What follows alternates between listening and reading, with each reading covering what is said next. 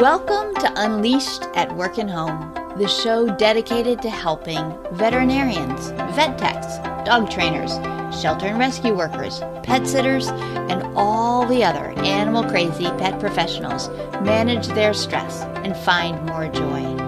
I'm your host, Colleen Pilar, and I'm thrilled you're here with us today. Make sure you hit the subscribe button on your favorite app so that you won't miss a single episode. This episode is brought to you by our free community, the Circle of Resilient and Thriving Pet Professionals. If you like the ideas shared here, then you're invited to continue the conversation with other lifelong learners in the community. You can find out more at colleenpilar.com/community. It's the perfect place for you to learn cool stuff, feel good, and take action to create the life you love. Come join us. My guest today is Jessica Dolce. She's a compassion fatigue educator, as I am, and we share a lot of passions, but we had never met before. So we have just connected for the first time, and I'm very excited to dive into a conversation with her today. Our theme word is courage. So welcome, Jessica. Thanks for joining me on Unleashed at Work and Home. Well, thank you for having me. It's nice to finally meet you. It's great to be here. So happy to have you. So courage, I think it's an interesting word because people so often think that it means the absence of fear. Have you found that? No, I'm afraid all the time. So I still think I have courage, but I'm generally a pretty fearful human. So yeah, I think it's not at all the absence of courage or the absence of fear. It definitely can be both at the same time. Yeah, I think that's a powerful reframe for people often with the idea of, you don't have to not feel fear. You have to make decisions and move forward with them. So what do you think helps in developing courage? Sometimes courage is context dependent, but absolutely. In general, I think that it is helpful to have someone in your corner that is maybe either doing the same similar courageous thing or is someone that you can fall back on as a support when you're feeling maybe afraid and a little shaky and vulnerable after doing something that is really risky and courageous. So probably more than anything, it's developing a support system of even one person that's willing to validate your decision to go out on some sort of limb and do something that is different and scary. It makes a big difference to have someone who has your back. So, it makes a huge difference to have someone who has your back. Yeah. So you are that person for a lot of people. Your business is supporting people. Tell me what drew you to that work. I have always worked with animals, so I started my own dog walking business almost 20 years ago now, and eventually went from volunteering in animal shelters to working full-time in shelters. And during my time working in a local shelter and running a pit bull advocacy group on the side with all of my free time, I really started to change. And I didn't understand what was happening to me at the time, why I was thinking differently and acting differently and struggling so much. I just assumed really that something was wrong with me. And so I eventually had to make really difficult decisions. Talking about courage, quitting was maybe one of the most courageous things I have done. In particular, quitting the group I had helped to co-found and build. It was an excruciatingly painful choice that I was very afraid of. And I did it because I wasn't well. And I knew I needed to drastically change how I was living my life. But because it was so painful to make these decisions to get out of animal welfare in the way that I had been working in it, I really felt like I needed to understand what happened and where I had gone wrong. And that is when I really finally stumbled on compassion fatigue information. And I think it's helpful maybe for people to know both of my parents are therapists, and I have been in therapy in my life. And compassion fatigue was just never brought up. And so I'm raised in a very kind of mental health positive environment and very knowledgeable about this. And still, this was language that was never used. And so as I got better and as I understood more and more what had occurred in my life, I just realized that everyone around me was experiencing the same thing. Yeah. And there was no support that was specific. There was very little support that was specific to people who worked with animals. Mm-hmm. And I knew from myself and my friends that we don't listen to people who don't have experience with animals, So I realized really that I just wanted to make sure that I got these resources back into my own community. So it really just started as a side project while I was working for an animal welfare organization. And it just grew. It grew and grew. And so, I became a certified compassion fatigue educator. I went back and got my master's in adult education and really started building out education programs, because just having this information and some tools, I'm sure we'll talk about it today, can make a massive difference in your experience of doing this work. And so that's how I came to the work, and I've been doing it almost full time since 2014. So I started to realize, and maybe this was your experience as well, that I could probably help more animals at this point with my particular skill set, helping the people who work with animals. There are a lot of people who are better at working with animals than I am, and this is where I could really contribute the most.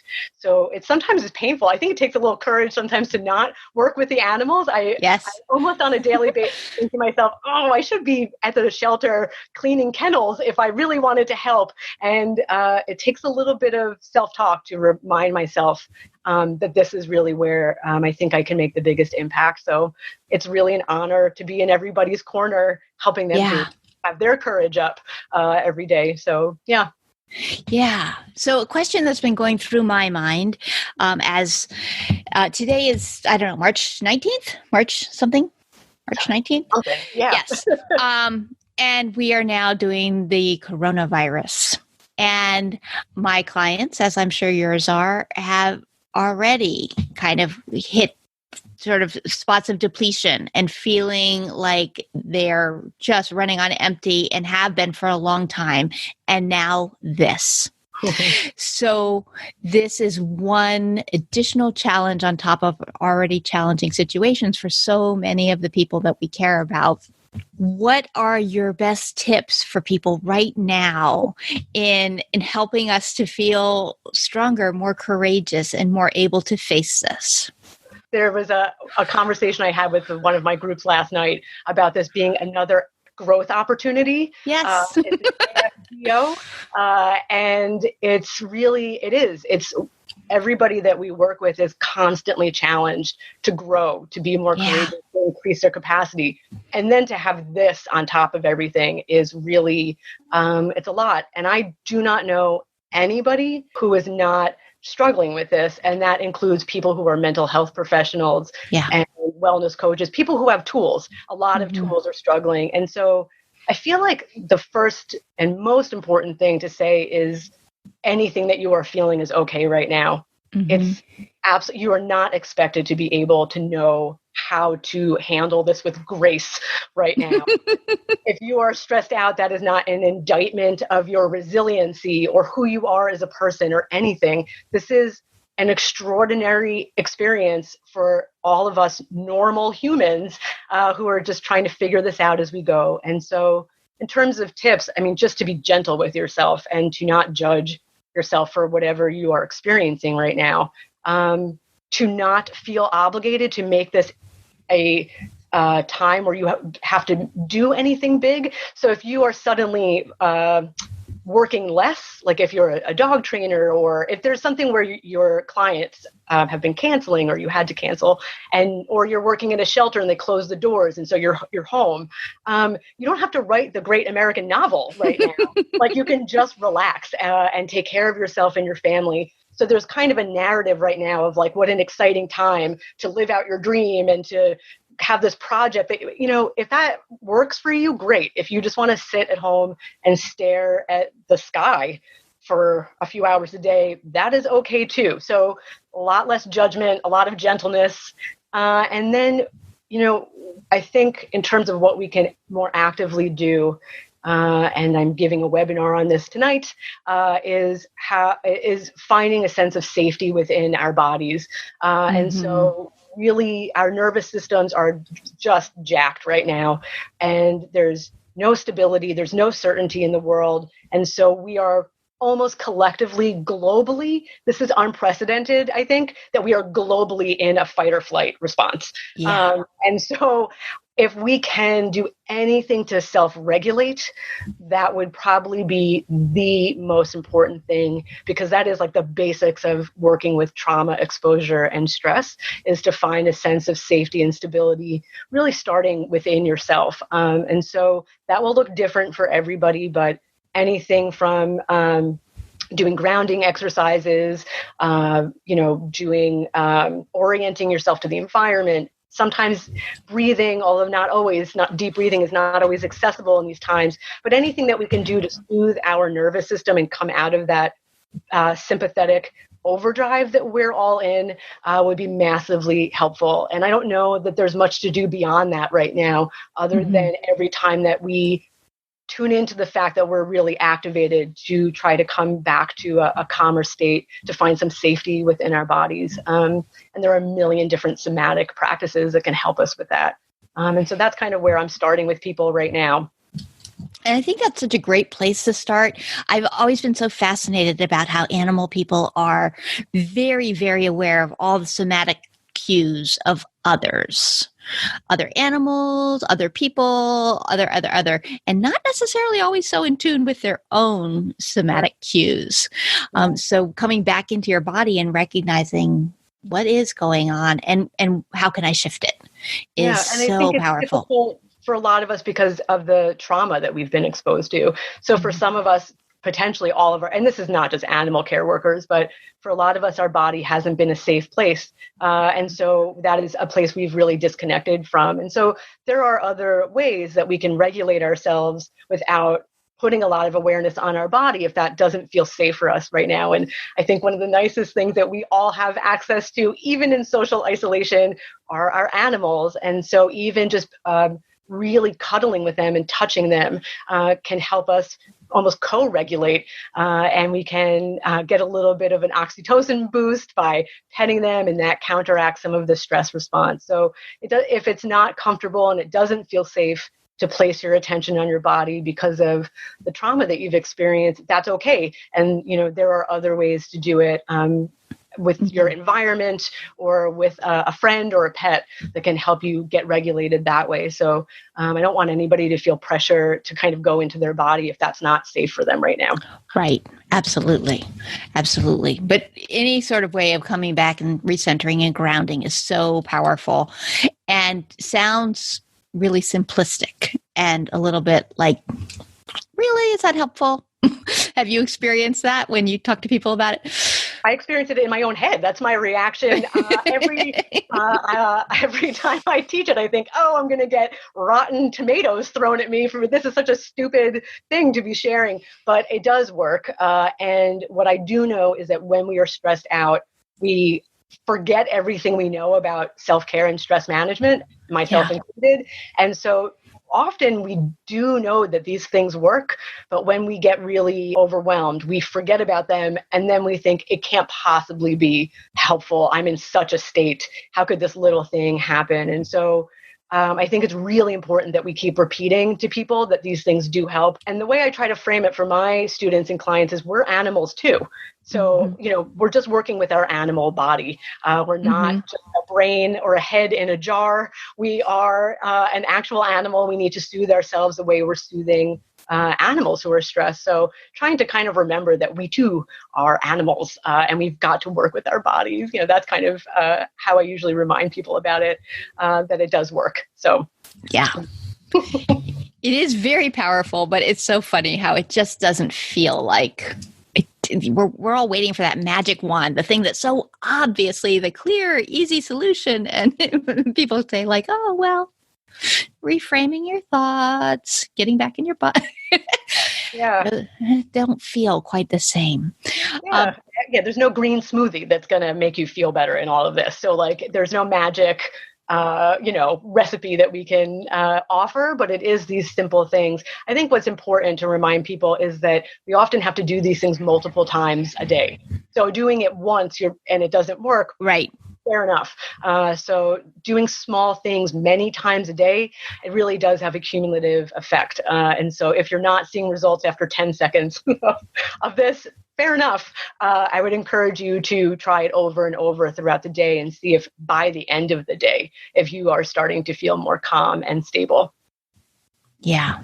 And so to tie that back to courage, I think that it takes some courage and some belief in that I'm going to do the work required to help myself, that I am going to set myself up for success in this time of uncertainty. And I'm going to do the things that I need to do to handle this as best as possible, because this is an uncertain time.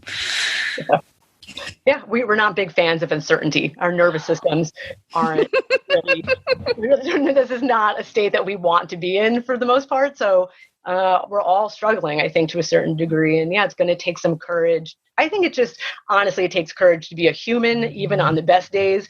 And then for this, it's taking an enormous amount of courage for a lot of people to just show up and do even the most basic things right now. So whatever we can do in whatever way we can care for ourselves and others is enough. There's no perfect way to do this, but yeah, anything that we can do is really important. So what is something that you're doing to care for yourself at this time?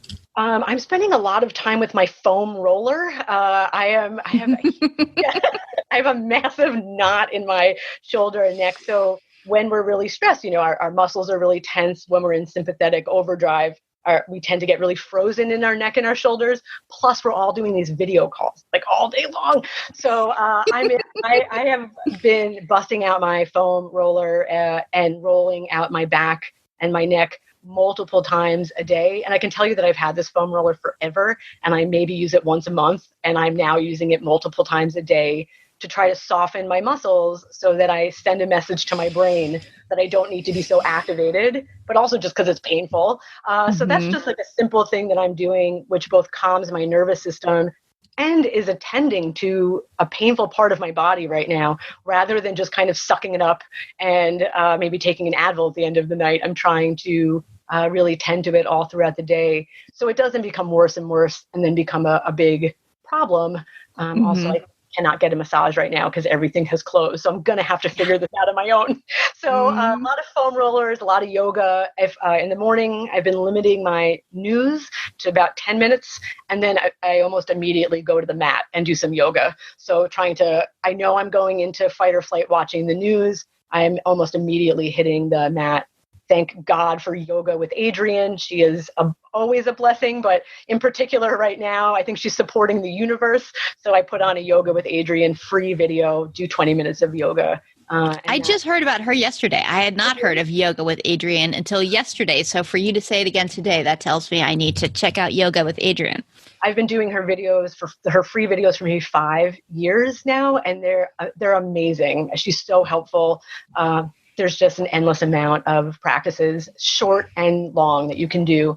And so, yeah, that's my way of knowing that I just went into fight or flight. How can I pump the brakes and get right out of it, rather than just stay there, get on my computer and stay really activated. So for me, that's how I've been kind of getting back into my body and trying to shift to that parasympathetic state. But really limiting exposure to the news right now is important, as is limiting my exposure to people who are making me really anxious. So there's certain people that is, when I have a conversation with them, I walk away really anxious. And so just being mindful of who I spend my time with, and afterwards doing what I need to do to kind of release the anxiety that maybe is not mine that I'm now carrying. Yeah. So being really mindful of that. And it's very interesting how easily we do pick up someone else's and carry it with us. And then I was speaking to someone recently, and she said she wasn't worried at all. She was just really worried about how someone else was handling it. And she kept telling me how worried she was about how someone else was handling it, but she wasn't worried. But she was really very worried about someone else. And then I was like, okay. I think you're worried. I think there's some worry here. Yeah. I think there's a little worry, and that's normal. It's appropriate I mean, you care about people. Of course you're worried. But to leave ourselves in that spot is awful for our brains and for our bodies and for our health. And so to find ways to come down and out, even a little, helps. And the more we can do, the better that is. So those are helpful things. So if someone told you that they were not feeling courageous, what would you suggest to them? Well, I don't know that a lot of us feel courageous in the moment. I don't know that I really like wake up and ever think like today I'm courageous doing what I'm doing. But I think the thing I wind up talking to folks about a lot in my work is that when you are going to do something differently than how the norms of your culture at work or our society function. So if you're going to step out of what is acceptable, which is typically what we have to do if we want to take care of ourselves, if we want to set boundaries, if we want to care for ourselves as much as we care for the animals, we're probably going to step out of the in crowd, and we're going to voluntarily put ourselves on the outside of the gang.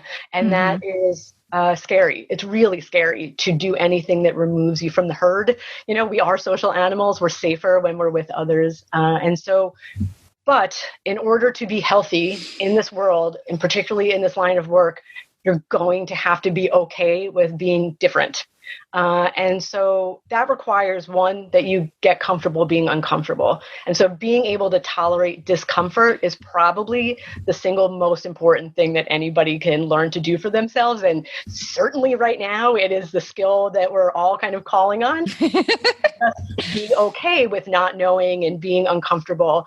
And so if you're not feeling courageous and you're not quite comfortable with being uncomfortable yet, I mean, I do think this is when having somebody in your corner that you can be back to back with that is going to validate your choice to be different is really important. And it only has to be one person, and they can be anywhere in the world, you know, that you can Skype with. But we do, I think, need somebody. Social support is really what makes us more resilient. And I think that's what allows us to be courageous and take risks and do things differently. So yeah, having someone who has your back, or, you know, the groups that you run or that I run, being in community with other people that are doing things differently, buoy your heart and allow you to keep being courageous. So I think that's part of it. And then the other part is like self-validation, which we all need to learn, which it's lovely to have that social support and some external validation, but also to really believe in yourself and to validate that your choice is the right choice, even if no one else agrees with you. And that's not easy to do either. So probably the first place is just to start with a friend who's on your side, who will cheer you on when you can't cheer yourself on quite yet. Yeah, I think that's really powerful. And I'd like to just sort of reiterate a few of the things that you said, because they are so profound. The first piece being that we don't typically feel courageous in the moment. You know, that it's not like, yay, I'm going to do this. It's more that the commitment that I need to do this. I must do this. And the having someone who's in your corner. One of the silliest and most helpful reframes for people is, well, what would you tell a friend who is experiencing the same thing? And we are so compassionate in the things that we would say to that friend. Like, awesome. So if you can't say that to yourself, then get a friend and tell them this story. And they're going to say exactly what you just predicted back to you. Because we do need that social support. We need it from ourselves and we need to share it with others. But we tend to be much more gracious with the people external that we care about than sometimes how we treat ourselves, particularly, at least, I mean, I'm sure it's true in other careers too, but pet pros are such givers. You know, they're there to serve, they're there to help. And so for them to say, I need to step back or I need to set a boundary feels selfish or mean or wrong, or I can't and I have to do this. And well, what would you tell your friend? Yeah, absolutely. Yeah. So when you're helping people in your groups, what do you think is a shift that can help them move forward in their thinking to be a little bit more self-compassionate? Not to bring it back to the body again, but often we can't get to those shifts in our mind so easily because of whether it's the stress that we're under or the social conditioning that we're so steeped in. It's challenging to just change our thoughts. And so I often find that it can be helpful to go through the body first. So it can be really helpful to do some work around self-compassion where you access it through the body. Again, and that's a lot of that kind of regulation. And for me, that's like hands over the heart, where we're pressing on your vagus nerve and activating that parasympathetic nervous system and giving yourself an oxytocin boost. And so sometimes the shift tends to happen through doing some of these body-based practices where they start to feel differently, and that allows them to think a little bit differently. But I think the biggest shift that happens in group is to be around all of these other people, where they find out that these secret thoughts that they've been having are what everybody has been thinking. So we're like so boringly, we're just like everybody else. We're so not unique in any way, in the way that we beat ourselves up, in the ways that we see the work and the struggles that we have. It's like laughable how similar it is, no matter how many times or how many people I do this work with. It's all the same. So, while I love doing one-on-one work, there is something so powerful about being in groups that even when I'm doing one-on-one work, I want to get all of my clients together and be like, this is the same, I'm having the Me same too. all day with all of you. So I just think that is maybe the most powerful shift, is just to see that you're not alone. And that those two things kind of softening, I think, their bodies a little bit, getting that support, and also finding the language to talk about what they're experiencing. Those things all, I think, start to create that shift for them to see themselves and the work that they're doing differently, and gives them some permission to try some things that they maybe have wanted to do for a long time, and to feel like that's what gives them the courage to do it. Yeah, which is amazing, isn't it? It's so powerful. I did a group session earlier today on imposter syndrome, and it was just so funny when I would just like lay things out and people would be like, oh yeah, oh that's me, oh that's me. And they could see that it wasn't just them. It was so many people were having these thoughts, and these are the thoughts that we're kind of afraid to say, like, oh, maybe I shouldn't say. And having community and having support and having an understanding that we all struggle at times is so powerful. It's very healing. Yes, agreed.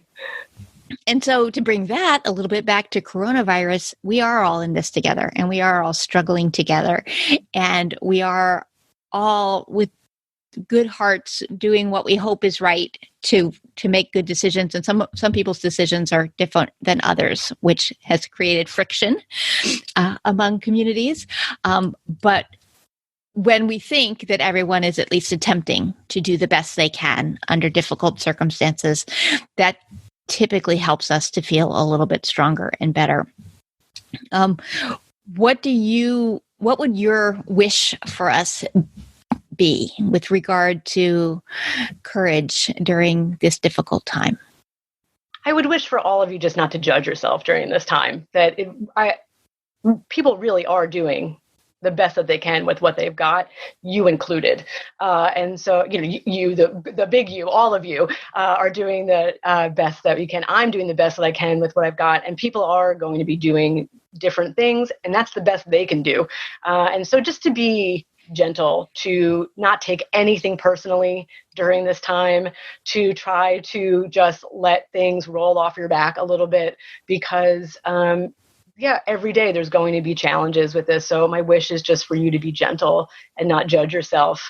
And I think my biggest wish, in a kind of broader sense, is I would love for all of us to have the courage to see this as potentially an amazing growth opportunity, that we're never going back to the way things were before this. This is going to change the way we are. And so the goal isn't to, how do I just get back to the way things were. It's really how can I be adaptive and innovative and imaginative going forward?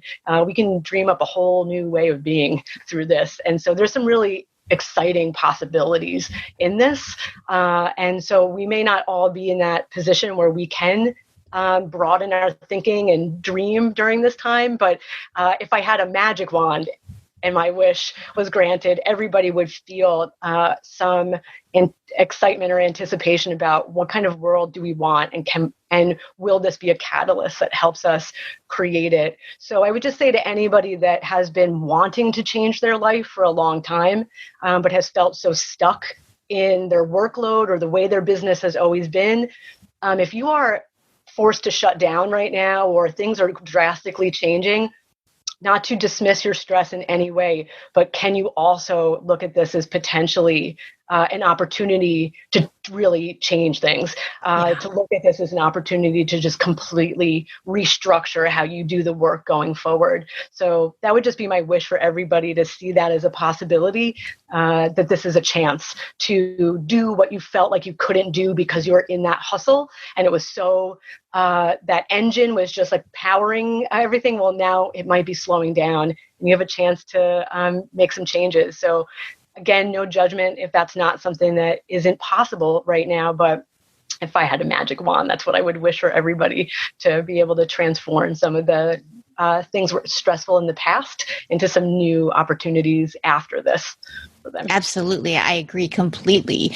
And I think that was such a beautiful wish. I think that's a great place for us to wrap up. But I want to tell people who are listening on podcast only that you have to check out the video, because her eyes just totally lit up the whole time she was telling all about that. So Jessica, if people wanted to learn more about you and your work, how could they do that? So you can find me on my website, jessicadolce.com, and then you can find me on Facebook. I have a free Facebook group, the Compassionate Badassery Collective. And so that's a really nice group of mainly animal helpers, but also some other helping professions. And we just support each other. So you're welcome to find me there as well. Awesome. Well, thank you so much for joining me on Unleashed today. I really appreciate that you were taking time to come on with us. Thank you. It was really nice to spend time with you and to talk with you. Thanks for everything that you do.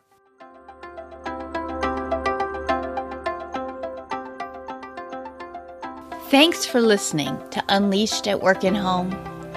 I invite you to come learn more at colleenpilar.com/community, where you can be steady, be strong, and be long.